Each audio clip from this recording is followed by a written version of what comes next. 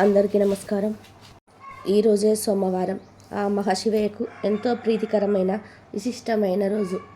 ఈరోజు ఈ కథను విన్నా, చదివినా, చెప్పినా, వినిపించిన జన్మల దోషాలు తొలగి కోటి జన్మల పుణ్యం వస్తుంది. సకల శుభాలు కలుగుతాయి. మరి ఆ కథ ఏమిటో ఇప్పుడు ఈ వీడియోలో తెలుసుకుందాం. ఎంతో మహిమాన్వితమైన ఈరోజు శివదేవుడి కథను విన్నా, చదివినా, చెప్పినా, వినిపించిన సకల శుభాలు కలిగి ఆ శివ పార్వతుల అనుగ్రహం మీకు కలుగుతుంది. తెలుగుదేశంన ఒకానొక గ్రామసీమలో బీదవాడైన శివయ్య అనే పేరు గల బ్రాహ్మణుడు నివసిస్తుండేవాడు. అతను రాజేశ్వరి అనే ఆమెను పెళ్లాడి కాపురం చేస్తున్నాడు. కొంతకాలానికి ఆ దంపతులకు ఒక కొడుకు, ఒక కూతురు కలిగారు. కూతురిని పేరు సదాశివుడు, పుత్రిక పేరు దాక్షాయణి. బీదవాడు అవడం వల్ల శివయ్య భిక్షాటన చేసి భార్యాబిడ్డలను పోషించుకుంటూ ఉండేవాడు. ఇలా కొంతకాలం గడిచాక తన భార్యతో శివయ్య ఇలా చెప్పాడు: ఓ రాజేశ్వరి, మనం నీ దరిద్రావస్థను భరించలేకపోతున్నాం. నేను తిరుపతి పుణ్యక్షేత్రానికి వెళ్ళి స్వామిని దర్శించి అక్కడ కష్టపడి కొంత ధనాన్ని సంపాదించి తిరిగి వస్తాను. నీవు బిడ్డలని జాగ్రత్తగా చూస్తూ ఉండు అని చెప్పి శివయ్య ప్రాణమై వెళ్తున్నాడు. శివయ్య అలా వెళ్తూ ఉండగా ఒక ముసలి బ్రాహ్మణుడు ఎదురయ్యాడు. ఆ బ్రాహ్మణుడు శివయ్యతో ఇలా పలికాడు: ఎవరు నాయన నీవు అని అడిగాడు. అప్పుడు శివయ్య ఇలా చెప్పాడు: ఓ మహానుభావ, నాకు కనిపిస్తున్న పల్లెయే నా గ్రామం. చాలా బీద కుటుంబమే. ఒక భార్య, 2 పిల్లలు ఉన్నారు. సంపాదించిందంతా చాలక దరిద్ర బాధలు భరించలేక తిరుపతికి వెళ్ళి ధనార్జన చెయ్యాలి అనే తలంపుతో ఇల్లు విడిచి బయలుదేరుతున్నాను అని చెప్పాడు. అదంతా విన్న ముసలి బ్రాహ్మణుడు దంపతులు ఇలా పలికారు: ఓ ఈ వెర్రి నాయన, తిరుపతికి వెళ్ళినంత మాత్రాన, ప్రభు దర్శనం చేసినంత మాత్రాన నీవు ధనాన్ని సంపాదించుకోగలవా? నీకు సకల ఐశ్వర్యాలిచ్చి కథ ఒకటి చెప్తాను, శ్రద్ధగా విను అని బ్రాహ్మణోత్తముడు చెప్పగా శివయ్య ఇలా పలికాడు: పుణ్యపురుష, అది ఏ దేవుని కథనో ఆ చెట్టు నేల కూర్చొని వివరించు స్వామి అని వేడుకున్నాడు. అంతటా ఆ బ్రహ్మోత్తముడు శివదేవుని కథ చెప్పడం ప్రారంభించాడు. వంగదేశాన్ని పాలిస్తున్న శివసేన మహారాజు గుణవంతురాలైన ఒక పుత్రిక ఉన్నది. ఆ బాలమ్మని పేరు శ్రీమంతిని. శ్రీమంతిని చిన్ననాటి నుండి శివదేవుని యందు అపారమైన భక్తి కలదై పూజలు చేస్తూ ఉండగా ఈ విషయం యాజ్ఞవల్క మహాముని భార్య అయిన మైత్రేయ తెలుసుకుని తానే స్వయంగా శ్రీమంతునికి సోమవార వ్రతం మహత్యాన్ని వివరించి చెప్పడానికి సూరసేన మహారాజు యొక్క పట్టణానికి బయలుదేరి వచ్చి వ్రత విధానాన్ని శ్రీమంతునికి చెప్పి వెళ్ళిపోయింది. ఆనాటి నుండి శ్రీమంతుని సోమవార వ్రతాన్ని భక్తి శ్రద్ధలతో చేస్తూ సదాశివుని పూజిస్తూ వ్రత కథ చదువుతూ దినదిన ప్రవర్తమానమైనది.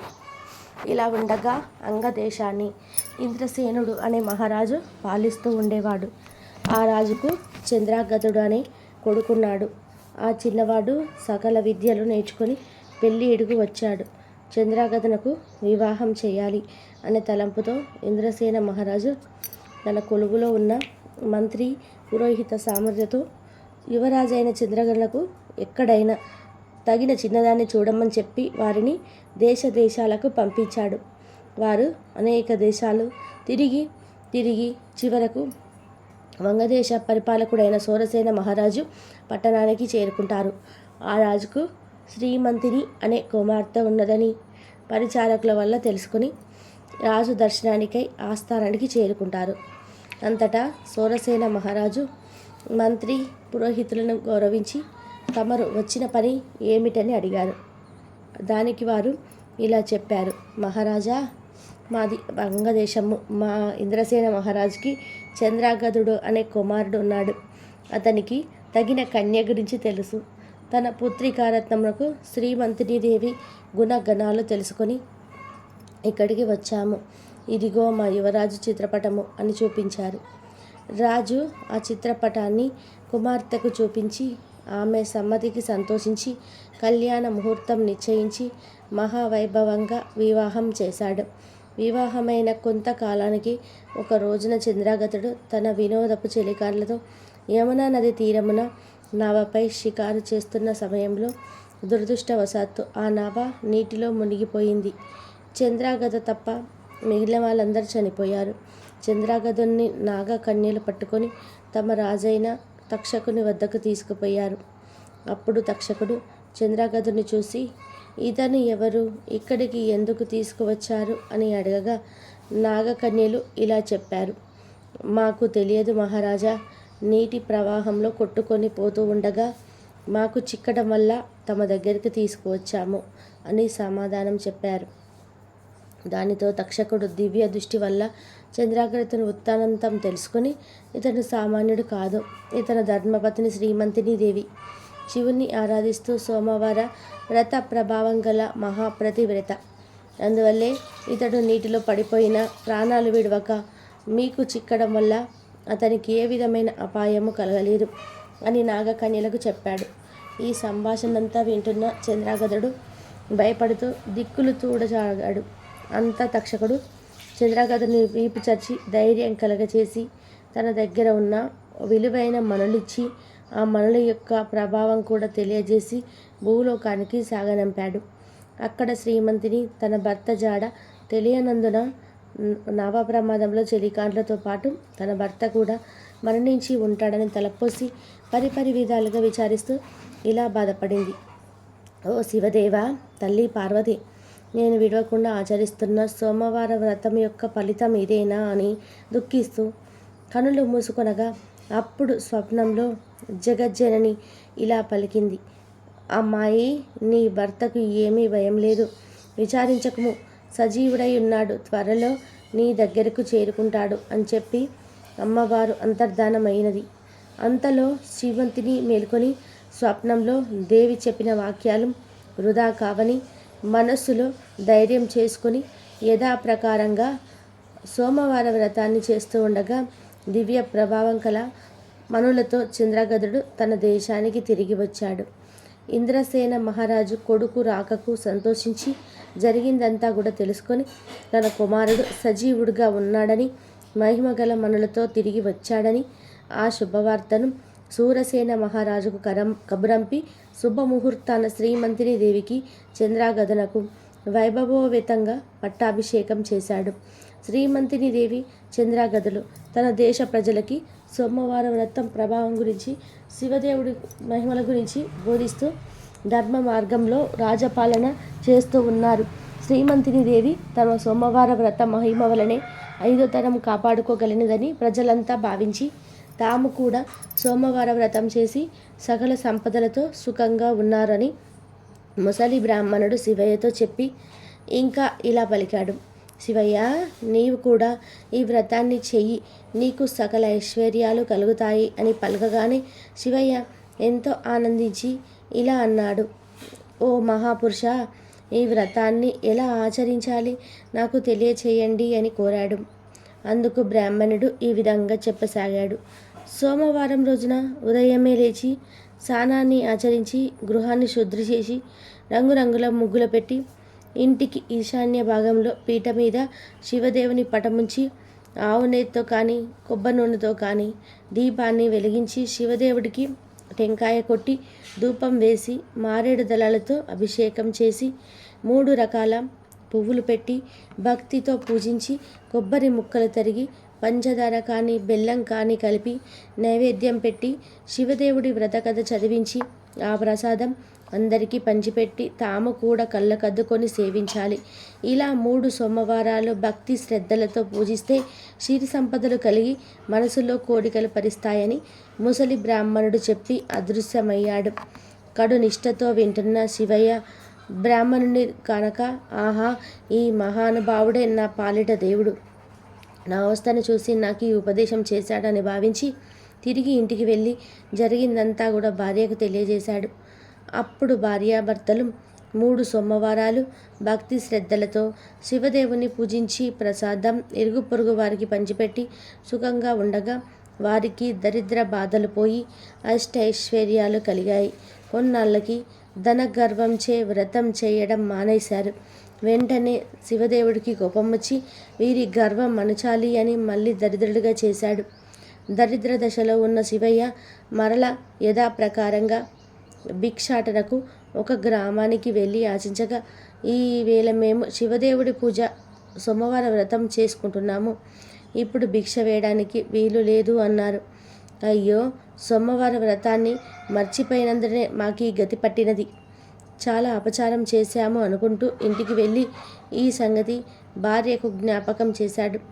ఆమె భర్త మాటలు లెక్క చేయక మొండిగా మాట్లాడినది. ఇక గత్యంతరం లేక శివయ్య పిల్లలతో నదిలో స్నానం చేసి వచ్చి శివదేవుడిని పూజించి కథ చెప్పుకోవడానికి భార్యను విడడానికి రమ్మని పిలిచాడు. తాను కథ కూడా వినను అని ఆమె చెప్పగానే ఆమె నేత్రాలు కనిపించకుండా పోయాయి. అప్పుడు భర్త అయిన శివదేవుడు ఇలా పలికాడు. ఓసి పిచ్చిదాన, శివదేవుడి పూజ మానావు, కథ కూడా విననన్నావు. నేను బీదవాడిని అయిపోయాను, నీవు అందురాలు అయిపోయావు. కనుక చేసిన తప్పుని క్షమించమని లెంపలు వేసుకో అని గట్టిగా మందలించాడు. వెంటనే భార్య అలాగే చేసి స్నానాన్ని ఆచరించి సోమవార వ్రతాన్ని ఆచరించి ప్రసాదం కళ్ళగద్దుకొని సేవించింది. వెంటనే కన్నులు కనిపించాయి. పోయిన ఐశ్వర్యం కలిగినది.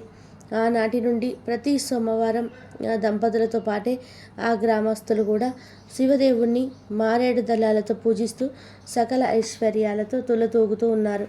కాబట్టి ఈ సోమవార వ్రతం శివదేవుడి పూజ ఎవరు చేస్తారో వారు ఇహమందు సర్వసుఖాలు, పరమందు మోక్షాన్ని పొందుతారు.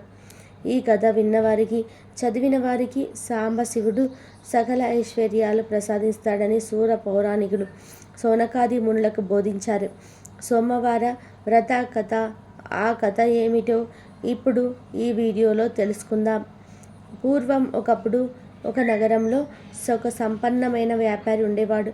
అతను అపారమైన సంపదను కలిగి ఉండేవాడు. అతనికి అన్ని సంపదలు ఉన్నా, సుఖాలు ఉన్నా కూడా కొడుకులు లేని కారణంగా ఎంతో విచారంగా ఉండేవాడు. కొడుకు పుట్టాలని ఆ సంపన్న వ్యాపారి క్రమం తప్పకుండా సోమవార వ్రతాన్ని ఆచరించేవాడు. అతను ప్రతిరోజు శివాలయానికి వెళ్ళి అక్కడున్న శివపార్వతులను పూర్తి విశ్వాసంతో పూజించేవాడు. ఇక పార్వతీదేవి ఆ సంపదని భక్తికి ఎంతో సంతోషించి మహాశివుడితో ఇలా పలుకుతున్నది. స్వామి, ఈ సంపన్న వ్యాపారి మీకు నమ్మకమైన భక్తుడు. అతను క్రమం తప్పకుండా సోమవారం ఉపవాసం ఉంటాడు, సోమవార వ్రతాన్ని ఆచరిస్తాడు. కానీ ఇప్పటికీ అతనికి కొడుకులు లేరు. అతను ఎంతో భక్తి శ్రద్ధలతో సోమవార వ్రతాన్ని ఆచరిస్తున్నాడు కనుక అతని కోరిక తీర్చండి అని అడుగుతుంది. పార్వతీదేవి మాటలు విన్న పరమశివుడు ఇలా అంటాడు. పార్వతి, నీవు అన్న మాటలు అక్షరాల సత్యం. నీవు కోరినట్లు అతనికి వరాన్ని ప్రసాదిస్తున్నాను. అతనికి ఒక పుత్రుడు కలుగుతాడు. కానీ అతడు కొద్ది కాలం మాత్రమే జీవిస్తాడు అని పలకగానే ఇదంతా ధనిక వ్యాపారి వింటాడు. ఇలా పార్వతీ పరమేశ్వర్లు మాట్లాడుకోవడం, సోమవార వ్రత ఫలితం వల్ల వారి మాటలు ఈ ధనిక వ్యాపారికి వినబడతాయి. కాలక్రమేణా ఆ వ్యాపారి భార్య ఒక అందమైన కొడుకు జన్మనిస్తుంది. ఇక దీంతో ఆ ధనికుడి ఆనందానికి అవధులు లేకుండా పోతాయి. అతను కొడుకు పుట్టినందుకు గాను గొప్ప ఆడంబరంగాను అందరికీ తెలిసేలాగా పండుగలు జరుపుకుంటాడు. ఆ రోజు పేదలకి అన్నదానం, బట్టలు మరియు ధనాన్ని పంచిపెడతాడు. ఇక అక్కడికి వచ్చిన వారంతా అతని కుమారుడు నిండు నూరేళ్లు జీవించేలాగా ఆశీర్వదిస్తారు. కానీ తన కొడుకు 12 ఏళ్లకు మించి జీవించడని మృత్యుదేవత అయిన యముడు ఎవరిని విడిచిపెట్టడని తెలిసిన ఆ వ్యాపారి ఎంతో విచారంగా ఉంటాడు. ఇక పరిస్థితులు తెలుసుకుని ఆ వ్యాపారి సోమవార వ్రతాన్ని మరింతగా చెయ్యాలని చెప్పి నిర్ణయించుకుంటాడు. ఆ విధానంగా పూజలు చేసినా కూడా తన కొడుకు బతకడం కష్టమని తెలిసి కూడా వ్యాపారి పూజలు మాత్రం మానడు. అలా బాలుడు పెరిగి పెద్దవాడు అవుతున్నాడు. బాలుడికి 11 ఏళ్ల వయసు వచ్చింది. అలా 11 సంవత్సరాల వయసులో వ్యాపారి కుమారుడు చాలా తెలివైన మరియు పరిమితి చెందినట్లు కనిపిస్తాడు.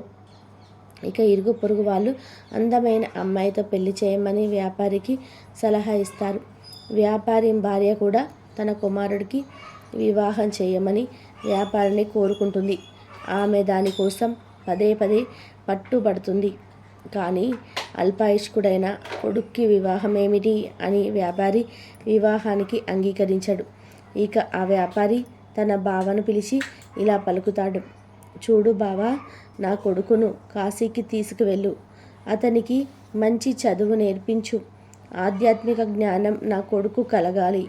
నీకు ఎంత ధనం అవసరమో అంత తీసుకొని మీరు కాశీకి వెళ్ళండి. వెళ్ళే మార్గంలో మీరు ఎక్కడ ఆగితే అక్కడ భక్తి కార్యక్రమాలు, యాగాలు, అన్నదానాలు, బ్రాహ్మణులకు భోజనాలు పెట్టండి అని చెప్తాడు. ఇక ఆ వ్యాపారి కుమారుడు తన మేనమామతో కలిసి కాశీ యాత్ర ప్రారంభిస్తాడు. వారు ఆగిన దగ్గరలో అన్నదానాలు, యాగాలు, పేదలకు, బ్రాహ్మణులకు అన్నదానాలు చేసేవారు. వాళ్ళు బట్టలు లేని వారికి బట్టలు పంచిపెట్టివేయారు. బ్రాహ్మణులకు అత్యంత ఉత్తమ భోజనాలు పెట్టేవారు. దక్షిణ కూడా సమర్పించేవారు. ఒకరోజు వ్యాపారి కొడుకు అలాగే మేనమామ ఒక రాజుగారి వద్ద ఆగారు. ఆ రోజు రాజుగారి కుమార్తె వివాహం జరగాల్సి ఉంది. అప్పటికే పెళ్లి బృందం నగరానికి చేరుకుంది. కానీ పెళ్లి కొడుకు అంధుడు, అంటే ఒకే కన్నున్నందున వరుడు తలుపు వారు తీవ్ర ఆందోళన ఉన్నారు. అతని స్థానంలో అందమైన అబ్బాయి కోసం వరుడు తండ్రి వెతుకుతున్నాడు. తన మేనమామతో కలిసి బస చేస్తున్న వ్యాపారి కుమారుని వరుడి తండ్రి మనుషులు గుర్తించారు. పెళ్లి కొడుకు తండ్రి ధనవంతుడు. అతను బాలుడు మేనమామతో ఇలా పలికాడు. నా ప్రతిష్ట ప్రమాదంలో పడింది. నా ఒంటి కన్ను కొడుకు స్థానంలో అందమైన పెళ్లి కొడుకు నాకు కావాలి. మీ వాడు రాజకుమార్తెను తాత్కాలిక వివాహం చేసుకోవాలి. దీనికి అంగీకరిస్తే నేను తగినంత ధనాన్ని మీకు ఇస్తాను. వివాహ వేడుక ముగిసిన వెంటనే మీ దారిన మీరు వెళ్ళిపోవాలి అని పలికాడు. ఇక మేనమామ తాత్కాలిక వివాహానికి అంగీకరించాడు. అలాగే తన మేనల్లుని ఒప్పించాడు. పెళ్లి ఊరేగింపులో తలపై కవాదుతో అందమైన వరుణ్ణి చూసిన వధువు తరపు వాళ్ళు ఎంత గొప్పగా చెప్పుకున్నారు.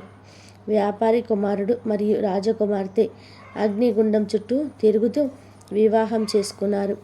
వారు బయలుదేరే సమయంలో వ్యాపారి కుమారుడు తన వధువు కండువాను తీసుకొని దానిపై ఇలా రాశాడు. ఇప్పుడు మనం భార్యాభర్తలం. నేను రాజు కొడుకును కాదు, ఒక ధనిక వ్యాపారి కొడుకును. నేను ఆధ్యాత్మిక విద్య కోసం కాశీకి వెళ్తున్నాను. నీ నిజమైన వరుడు గుడ్డివాడు. అతనికి ఒక కన్ను లేదు అని రాశాడు. కండువాపై ఏదో సందేశం రాయడంతో రాజకుమార్తె గమనించింది. కానీ ఆ సమయంలో ఆమె దాన్ని చదవలేకపోయింది. పెళ్లి బృందం బయలుదేరబోతున్నప్పుడు వధువు ఆ సందేహాన్ని చదివింది. అసలు విషయం తెలిసి కంగు తింది. అప్పటికే ఆ వ్యాపారి కొడుకు వెళ్ళిపోయాడు. ఒంటి కన్ను పెళ్లి కొడుకుతో పాటు వెళ్లేందుకు రాజకుమార్తె నిరాకరించింది. ఇక పెళ్లి బృందం వధువు లేకుండానే తిరిగి తమ రాజ్యానికి వెళ్ళిపోయింది. ఇక వ్యాపారి కొడుకు కాశీకి చేరుకుని ఆధ్యాత్మిక అధ్యయనానికి పూర్తిగా అంకితమయ్యాడు. అతని మేనమామ శివుడి పేరు మీద భక్తి కార్యక్రమాలు ఏర్పాటు చేసి తన సోదరి కుమారుడి శ్రేయస్సు కోసం ప్రతిరోజు విరాళాలు ఇచ్చేవారు. ఇలా ఉండగా అతడికి 12 ఏళ్ళు వచ్చాయి. 12వ సంవత్సరం జరిగిన రోజున వ్యాపారి కుమారుడికి ఛాతీలో నొప్పి పుట్టింది. అతని మేనమామ అతని దినచర్య ప్రకారం దానాలు, విరాళాలు ఇచ్చి గదిలోకి వెళ్ళి చూడగా బాలుడై శవమై కనిపించాడు. అది చూసిన మేనమామ శోకంతో ఏడ్చాడు. కానీ బ్రాహ్మణుడు శవ ఇంట్లో భోజనం చేయరు కాబట్టి తాను బయటపడితే అన్నదాన వృధా అవుతుందని మౌనంగా ఉండి అన్నదానాన్ని జరిపించారు. ఇక అన్నదానం అయిపోయాక అందరూ వెళ్ళిపోయాక బిగ్గరగా ఏడవడం మొదలుపెట్టాడు. చాలామంది ఆయన చుట్టూ చేరారు. అదృష్టం కొద్దీ శివుడు, పార్వతీదేవి కూడా ఆ ఇంటి బయటగా వెళ్తున్నారు. ఆ రోద విని పార్వతి యొక్క మనసు కరిగిపోయినది. ఆమె శివుడితో ఇలా పలుకుతున్నది. స్వామి, యముని ఆ బాలుడి ప్రాణాలు తిరిగి ఇవ్వమని అడగండి. యముడు ఎప్పుడు మీ ఆజ్ఞపైనే నడుస్తాడు కదా. దయచేసి ఆ బాలుని రక్షించండి. మీరు సమస్త ప్రాణులకి రక్షకుడు అని పార్వతీదేవి వేడుకుంది. పార్వతీ మాటలు విన్న శివుడు తన కుటుంబానికి తన పట్ల ఉన్న భక్తి కారణంగా ఆ బాలుని బతికించడానికి అంగీకరిస్తాడు. అలా మహాశివుడు పవిత్ర గంగా నదిలో ప్రవహించే నీటిని చేతిలోకి తీసుకొని హృదయంపై చల్లుతాడు. అలా గంగా నది యొక్క నీళ్లు చల్లగానే ఆ బాలుడు నిద్రలో నుంచి లేచినట్టుగా లేచి కూర్చుంటాడు. దీంతో మేనమామ ఎంతో సంతోషిస్తాడు.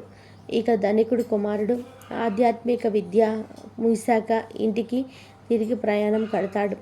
అలా మేనమామ మేనల్లుడు కలిసి తిరుగు ప్రయాణంలో మళ్ళీ ఆగిన దగ్గరల్లా అన్నదానాలు, వస్త్రదానాలు, యాగాలు చేస్తారు. అలా వారు అబ్బాయి వివాహం చేసుకున్న నగరానికి చేరుకుంటారు. ఇక ఆ దేశం రాజు యువరాణి వెంటనే ఆ బాలుణ్ణి గుర్తిస్తారు. ఇక రాజు ఆ బాలుణ్ణి తన రాజ్యానికి తీసుకుపోయి ఒక శుభదినాన తన కుమార్తెను అతని వెంట పంపిస్తాడు. ఎంతో ధనాన్ని కూడా ఇస్తాడు.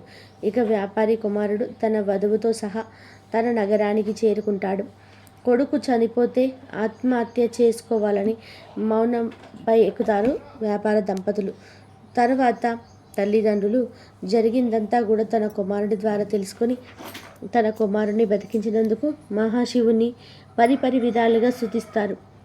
ఇక అదే రోజు రాత్రి శివుడు మరోసారి వ్యాపారవేత్త కలలో కనిపించి ఇలా పలుకుతాడు. సోమవారం నాడు నీవు చేసిన వ్రతానికి ఫలితమే ఇది. అందుకే నీ కుమారుని నిండు నూరేళ్లు బతికేలాగా వరాన్ని ప్రసాదించాను అని పలుకుతాడు మహాశివుడు. దీంతో వ్యాపారి ఎంతో సంతోషిస్తాడు. అలా వారు కలకాలం ఆనందంగా జీవిస్తారు.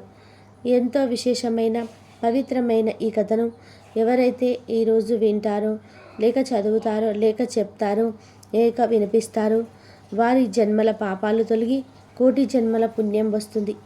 తిరుగులేని రాజయోగం పడుతుంది.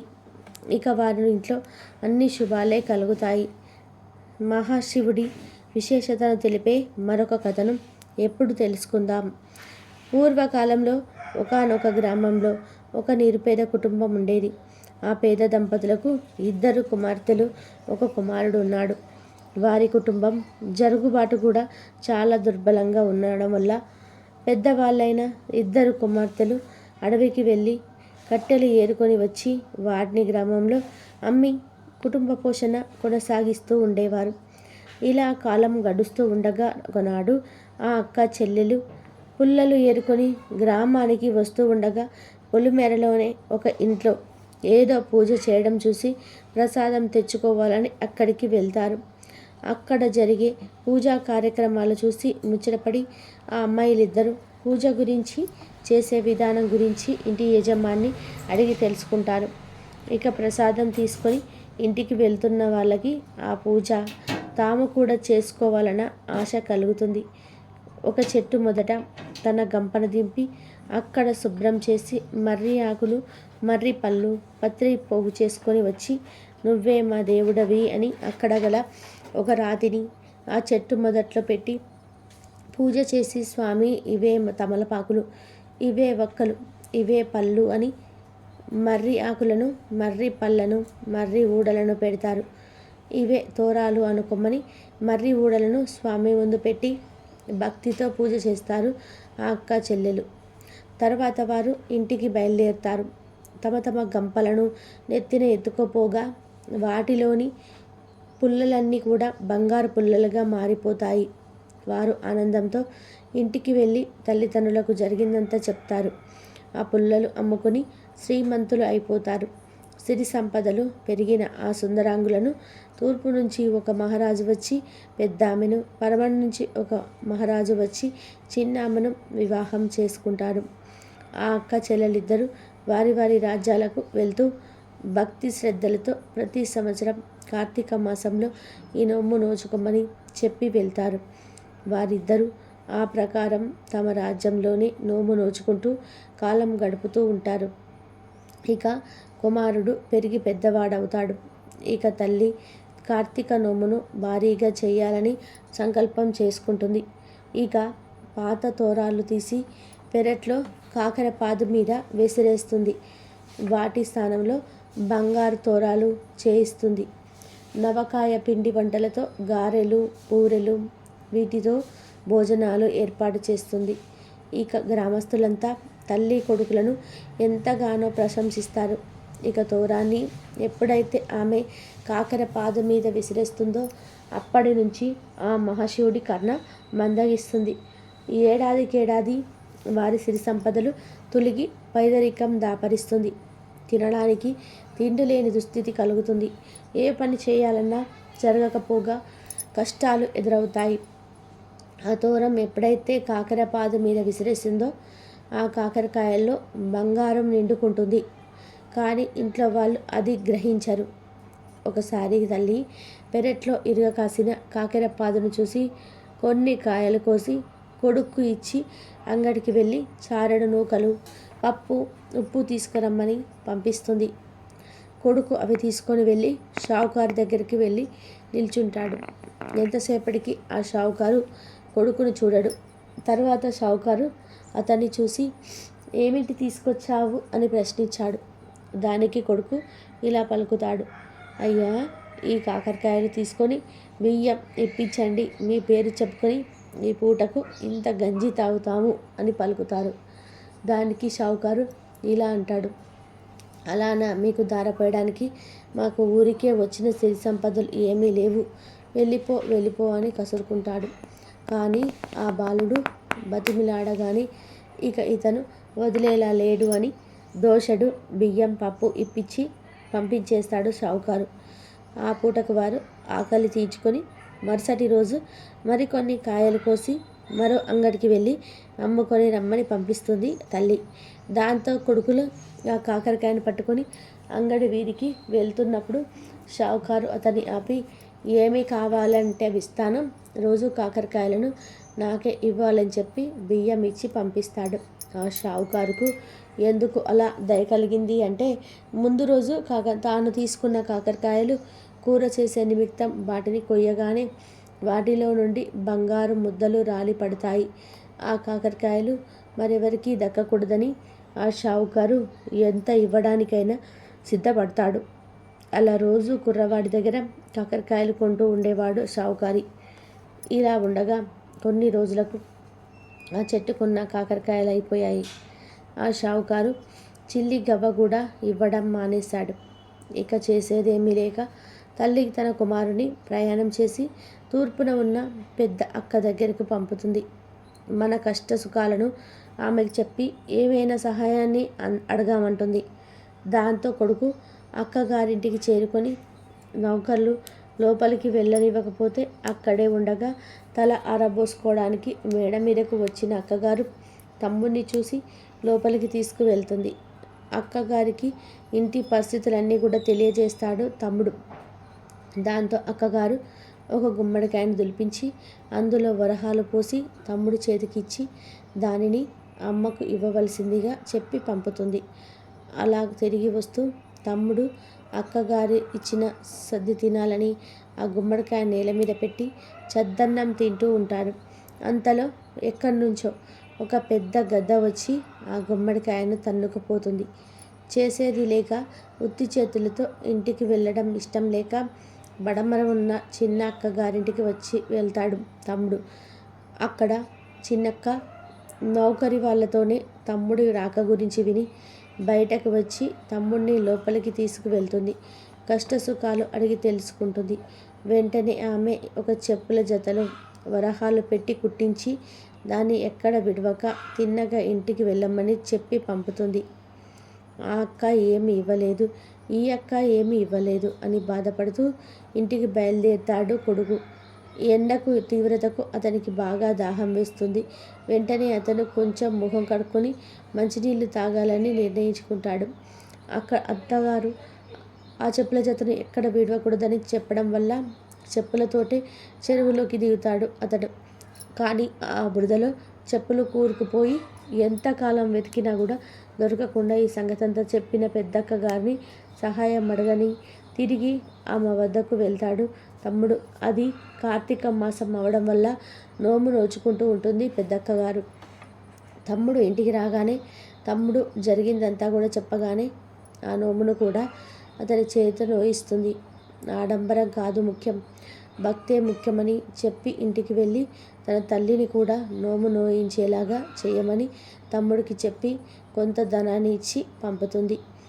అలా తమ్ముడు నోము తన పెద్దక్క గారి ఇంట్లో నోచుకొని ఇంటికి తిరిగి వస్తూ ఉండగా గుమ్మడికాయ పండు అలాగే దాను ఇంతకుముందు విడిచిపెట్టిన చెప్పులు కూడా కనిపిస్తాయి. వెంటనే అతను ఎంతో సంతోషించి ఆ రెండింటిని తీసుకొని తన ఇంటికి చేరుకొని తల్లికి జరిగిందంతా కూడా చెప్పి భక్తి శ్రద్ధలతో నోమును నోచుకునేలాగా చేస్తాడు. వెంటనే వారు చెప్పుల జతలో ఉన్న బంగారు నాణాలు చూస్తారు.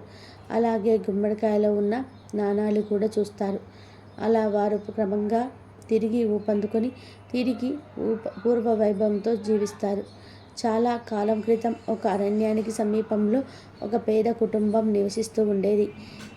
భార్య భర్త ఇద్దరు కొడుకులు ఎంతగానో శ్రమపడి ఇల్లు ఒర్లు వీర్చుకొని కడుపు నిండా తిండి ఉండేది కాదు.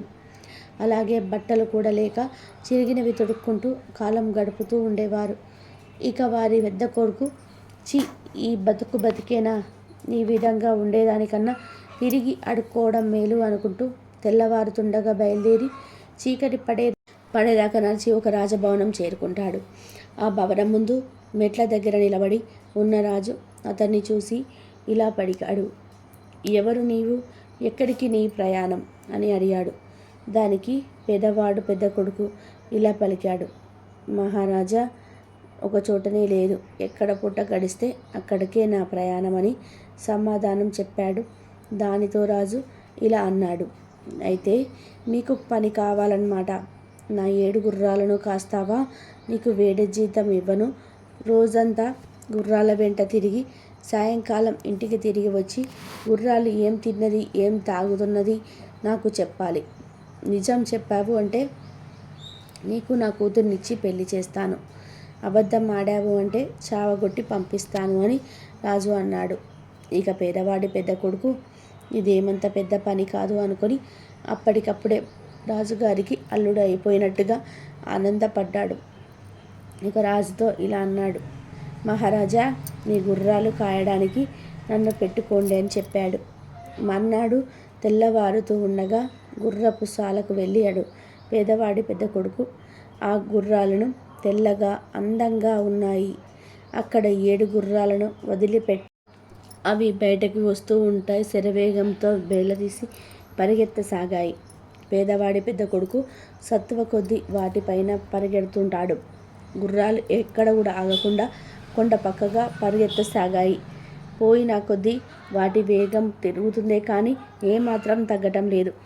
ఎక్కడ చూసినా బోలెడంతా పచ్చగడ్డి ఉన్నా కూడా అవి మేయడానికి ఆగటం లేదు.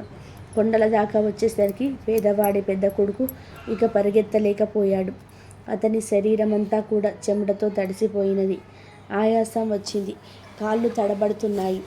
కొండ కింద ఒక గుడిసెలో కూర్చొని అన్నం తిప్పుతున్న ఒక వృద్ధురాలు ఇలా పలికింది.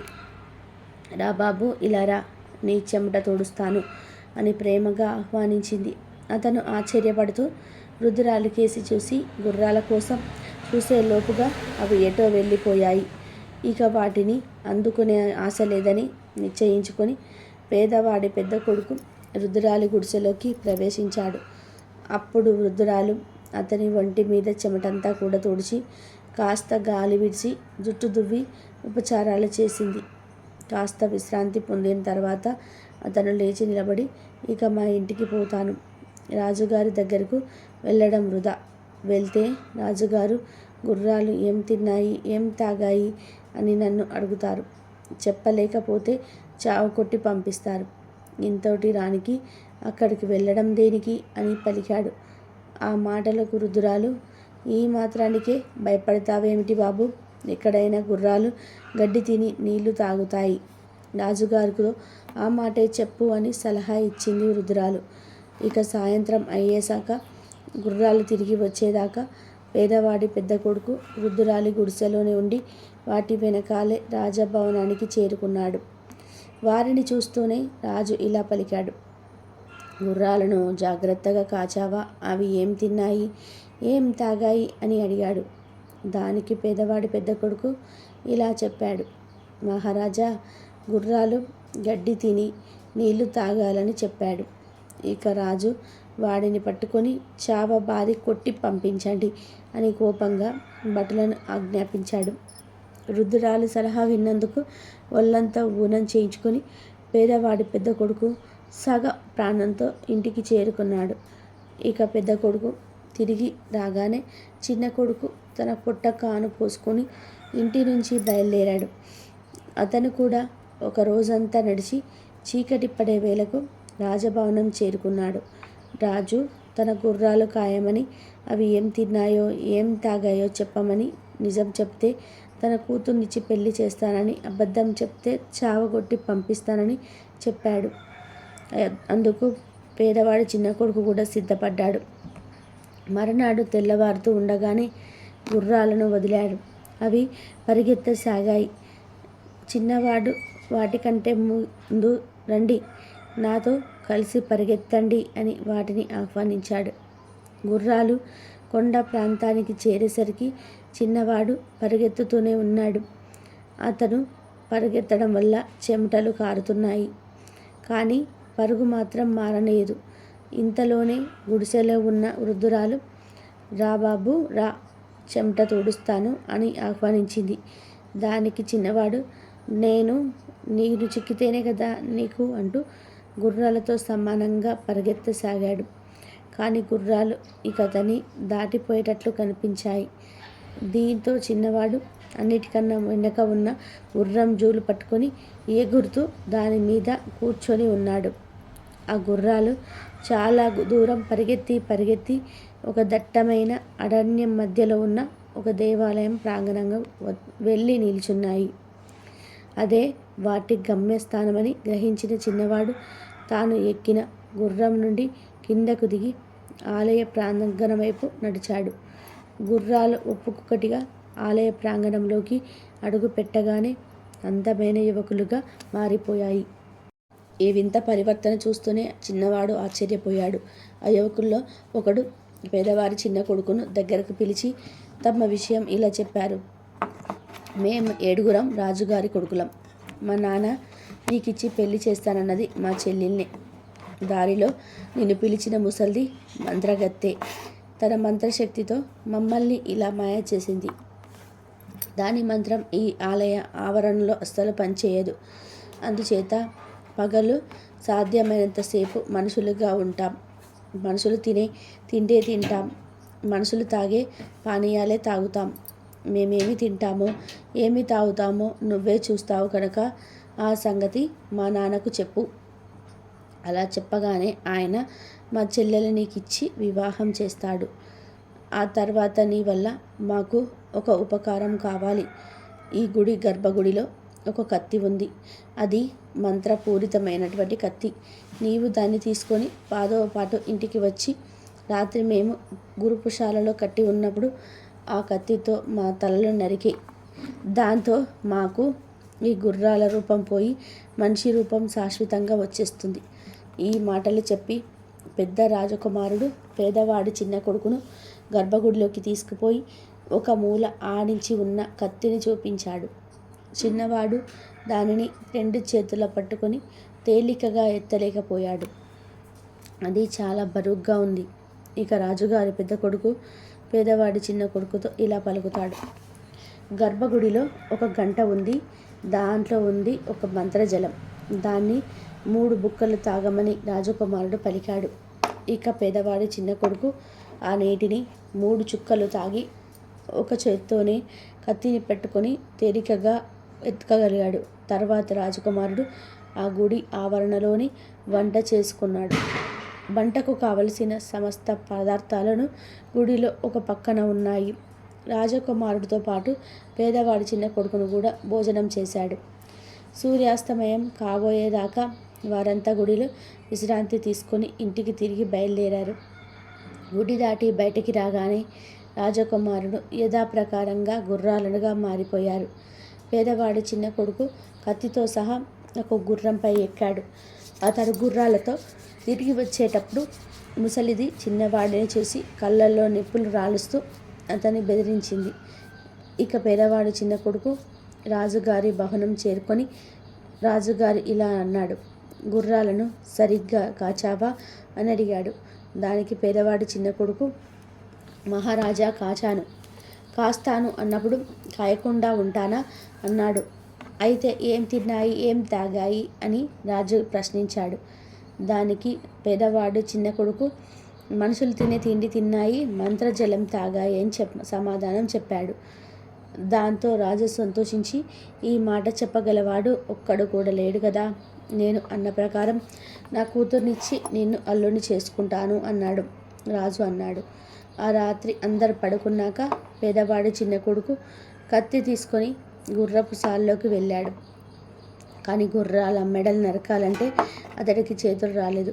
చివరకు శాసించి ఒక గుర్రం మెడ నరికేశాడు. వెంటనే దాని స్థానంలో ఒక రాజకుమారుడు నిలబడ్డాడు. ఆ తర్వాత అతను ధైర్యంగా అన్ని గుర్రాల మెడలను నరికేశాడు. దీంతో 7 రాజకుమారులు మంత్ర విముక్తిని పొందారు. తన కొడుకులు తిరిగి పుట్టినట్లుగా రాజు చాలా సంతోషిస్తాడు. రాజకుమార్తె ఎంతో కాలానికి తన అన్నల్ని చూసి ఆనంద బాష్పాలు రాల్చింది. ఆమెకు పేదవాడి చిన్న కొడుకు పెళ్లి నిశ్చయించారు. చిన్నవాడు తన తల్లిదండ్రులను అన్నను పిలిపించి వారిని కూడా రాజభవనంలో ఉంచాడు. పెళ్లి చాలా వైభవంగా జరిగింది. అటు తర్వాత అందరూ కూడా ఎంతో సుఖంగా జీవించారు. ఎంతో పవిత్రమైన విశేషమైన ఈ కథను ఈరోజు విన్నా, చదివినా, చెప్పినా, వినిపించిన జన్మల పాపాలు తొలగి కోటి జన్మల పుణ్యం వస్తుంది. ఆ లక్ష్మీనారాయణుల శివపార్వతుల అనుగ్రహం తప్పకుండా మీకు కలుగుతుంది. ఓం నమః శివాయ.